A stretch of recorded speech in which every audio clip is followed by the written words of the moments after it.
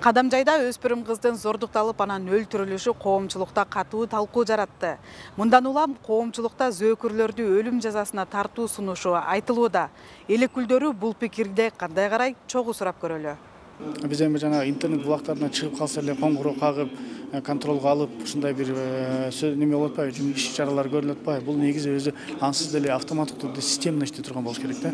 Ар бир жаран коркпой, өзүнүн баласын, өзүнүн кызын эшке чыккандай болуп, мектепке баргандай болгондой ушундай коом түзүшүбүз керек. Бул биринчи жактан жанагы безопасный город дегенибизди аягына чыгарып, бир эле жол эрежелерин кармай турган эмес, негизи ушу коомчулукту, ушу балдарыбызды коопсуздугун карай турган система болуш керек деп эсептейм да. Экинчиси эми бул зордук, зомбулук боюнча, педофилдер боюнча биз кабыл алган мыйзам.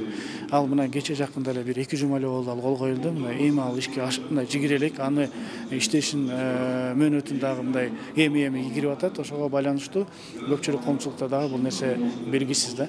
Биз атайын ушул муфтиятка кайрылдык эле. Мен айыл өкмөттөргө дагы түздөн түз кат жаздым эле. Ошону эл арасында билдиргиле, көрсөткүлө, айткыла. Мындан ары педофилдерге жазасы өтө күчөтүлдү. Мындан ары педофилдер эч кандай амнистия боло албайт. Мындан ары аларга эч кандай досрочное освобождение болбойт. Мындан ары алар кандай справка алып келбесин, орукчанмын, орукчан эмесмин десе дагы жоопкерчиликтен кача албайт. Жана мындан ары буларга өмүр бою жазасын ала турган ушундай чоң нерселерди биз киргиздик. Буну маалымат катары элге профилактика түрүндө жеткизиш керек. Ошондо жана кылмышкерлер ойлонот, мындай эртеңки күнү өмүр бою камалып кетет экен, эч кандай кутула албайт экен деген ушундай нерселерди сезгенде, мен ойлойм ушул кылмыштардын азайышы болот эле да. Кээ бир учурда чын эле ойлоп каласың, өлүм жазаны кайтарыш керек депчи. Кантип 25ке чыгып туруп, үчөөлөп 14 кичинекей наристени зордуктап, муунтуп өлтүрүп турбанын ичине тыгып койгон бул табигатта жаныбарда да мындай жок да. Бул коомдун жоготуу деп эсептесек, бул идеология жоктугунан биз саясатка киришип кетип, капитализмге киришип кетип, акча деп эле адамды унутуп калыппыз да, балдарды унутуп калыппыз. Бардык мектептерде бизде тарбия жумуштары төмөндөп кетти. Көчө адам тарбиялай баштады да. Бул жаман жапайы капитализмдин жыйынтыгы деп айтам. Өлүм жазасы болуу керек, себеп бир жолу эсиңиздерде барбы? Сиздердин эсиңиздерде жок болсо керек, 2009-жылы бир эле инсан 4 кишини бир күндө өлтүргөн да. Өзүнүн аялын, үйүндө иштеп аткан 2 жумушчусун, андан кийин такси менен качып келип, анан камчынын арасына кирип, таксисти да өлтүрүп, анан Казакстан чек-арасында кармалган. Эмне үчүн ошол 4 инсанды жырткычтык менен өлтүргөн инсанды биз кармап, аны коргоп, аны тамак берип, ага кийинтирип, ушундай кылышыбыз керек. Ал киши болбойт. Адам ол 5 жашар, 3 жашар кыздарды зордуктагандар, алар киши болобу? Киши болбойт. Алар эч качан киши болбойт. Алардын психикасы бузулган. Төлүктү баягындай бир өмүр бою түрмөгө салып койсо болот дегенде, бирок өмүр бою аны бирөө багыш керек да, бирөө караш керек да.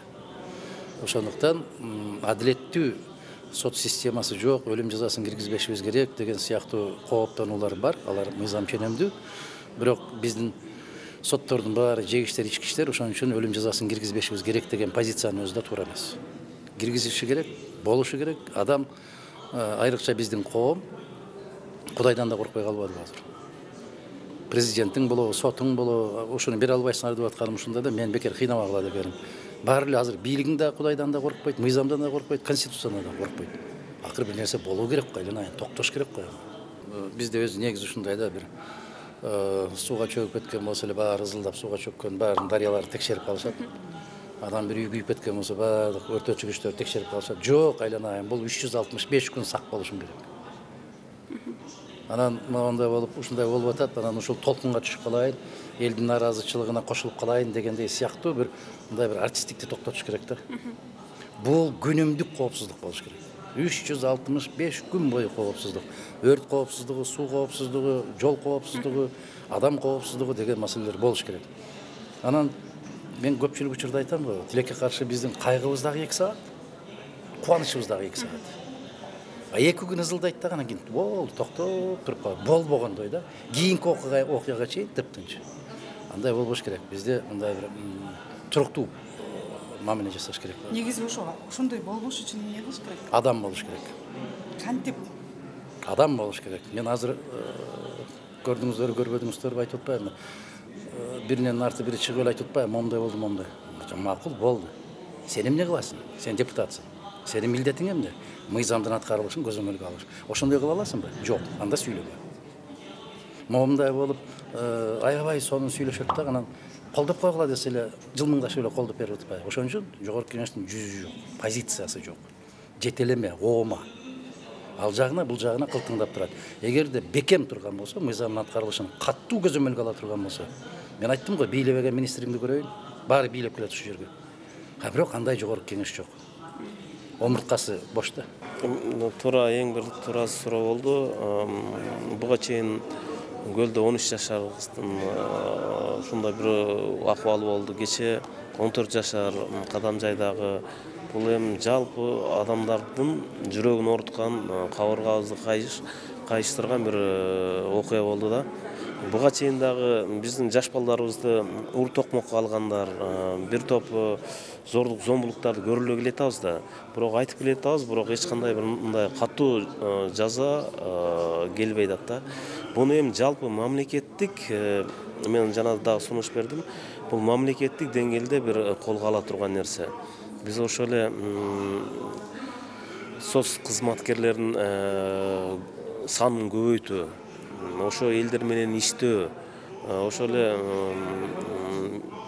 ички иштер министрлигинин участковой кызматкерлеринин айлыгын көтөрүп берип, ар бир айыл менен, ар бир мектептер менен тыгыз байланышта ошол жерлерде иштөө, коопсуздук шарларды баардыгын күчөтүү да, камераларды коюу. Андан сырткары ар бир ата эне өзү да бүгүнкү күнү ушунчалык бир кызыктар болуш керек да. Негизи мындай окуялар көп болуп кетпеди баягыча. Ошол себептен азыр эле ошол боюнча ойлондум. Мен биринчиден азыр Кадамжайга барып келейин деп атам. Ошол жерден мен өзүм ошондайдан маалымат алып, билип, анан кийин сүйлөй турган адамдарга кирем. Ошон үчүн бүгүн ушундай чечимге келдим.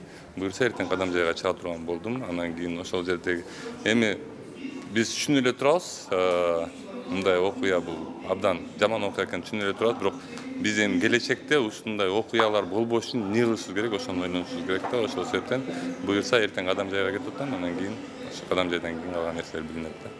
Эрлан байке, интернеттечи таш бараңга алабыз, кастрация же өлүм жазасы деп талап кылып атышпайбы? Мындай ыкмаларга кандай карайсыз? Эми мындай ыкмаларга каршымын, чындап эле. Мыйзамдуулук болуш керек да, бирок ошол мыйзамдуулукту өкмөт гарантировать этип бериш керек да.